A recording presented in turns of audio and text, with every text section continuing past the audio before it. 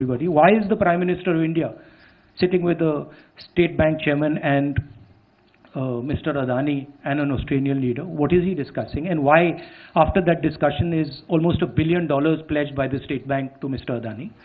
What was said in Sri Lanka? Why Mr. Rajapaksa, a person has made a statement saying Mr. Rajapaksa told him that Mr. Adani was given the contract and it was basically Mr. Modi who told him. The same in Bangladesh. So these are relevant questions. And the whole idea is that these questions must not be on the table. And that is why this whole exercise of 4 or 5 ministers, the Prime Minister giving a speech to distract from this fundamental question, which is what is the relationship between the Prime Minister of India and Mr. Adani and his companies, and more importantly, whose money is in these shell companies? Who is this unknown person whose money is in these shell companies? What is his relationship with Mr. Adani? These are the questions. I would like to go into the details with you. Unfortunately, I'm a member of Parliament and I'm hopeful that I will be allowed to speak in Parliament. So I would like to first place my statement on the floor of the House, and then after that I'll be happy to have whatever discussion you want with me. Unfortunately, I'm a member of Parliament. You can make a joke saying that unfortunately for you, but unfortunately for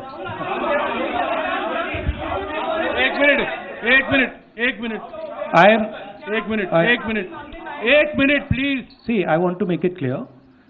Unfortunately for you, I'm a member of Parliament, and as the allegation has been made in Parliament by 4 ministers, it is my right to have the opportunity. It's my democratic right. So if Indian democracy was functioning, I would be able to say my piece in Parliament. So, please, let me speak. Please let him finish. So actually what you are seeing is a test of Indian democracy. After 4 leaders of the BJP have made an allegation about a member of Parliament, is that member of Parliament going to be given the same space that those 4 ministers have been given, or is he going to be told to shut up? That's what the real question in front of this country is right now. So, thank you. Thank you very much. Thank you.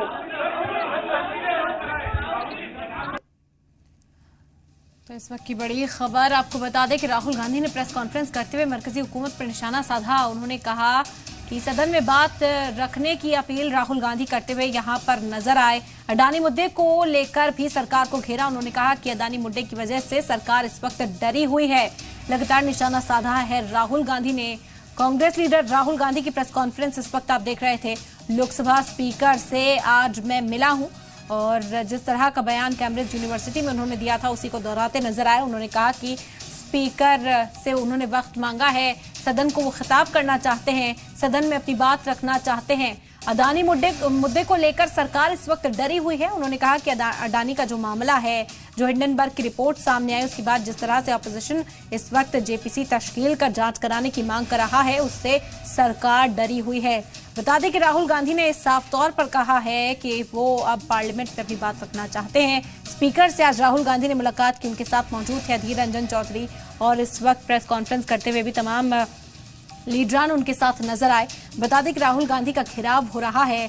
इल्जाम यह है कि राहुल गांधी ने Cambridge university में जो बयान दिया वो मुल्क मुखालिफ बयान था और इससे नाराजगी का इजहार बीजेपी की ओर से किया जा रहा है। मुतालबा यही कि राहुल गांधी माफी मांगे। हालांकि अब आपको बता दें कि राहुल गांधी ने प्रेस कॉन्फ्रेंस में साफ किया है कि स्पीकर से मुलाकात कर उन्होंने वक्त मांगा है कि उन्हें खिताब करने का मौका दिया जाए ताकि वो अपना मौक़िफ़ भी सभी के सामने रख सकें। तो ऐवान की कार्रवाई के दौरान राहुल गांधी ने खिताब करने का वक्त मांगा।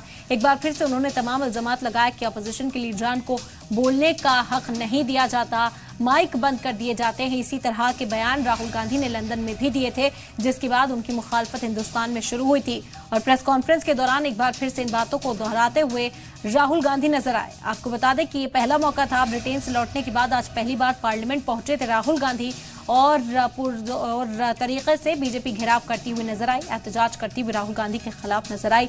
मांग ये की जा रही थी बीजेपी की ओर से कि राहुल गांधी को माफी मांगनी चाहिए। जिस तरह मुल्क मुखालिफ बयान राहुल गांधी ने दिया है उसकी माफी होनी चाहिए उनकी तरफ से।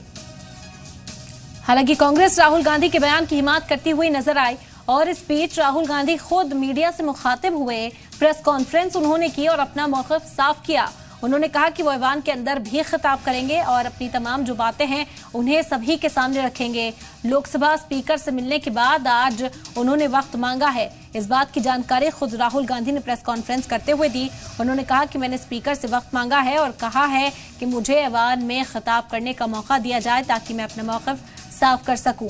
इसके अलावा अडानी मुद्दे को लेकर मुसलसल सरकार को घेरने की जो कोशिश हो रही है, एक बार फिर से राहुल गांधी ने अडानी को लेकर निशाना साधा है। इससे पहले राहुल गांधी ने ट्वीट किया था, मुडानी टर्म का इस्तेमाल किया था मरकजी सरकार को घेरने के लिए। उसी टर्म को लेकर आज पोस्टर्स तक चस्पा किए गए थे, जगह जगह पर पोस्टर लेकर पहुंचे थे अपोजिशन के लीडरान और इन तमाम बातों को राहुल गांधी खुद भी प्रेस कॉन्फ्रेंस के दौरान करते हुए दिखाई दिए।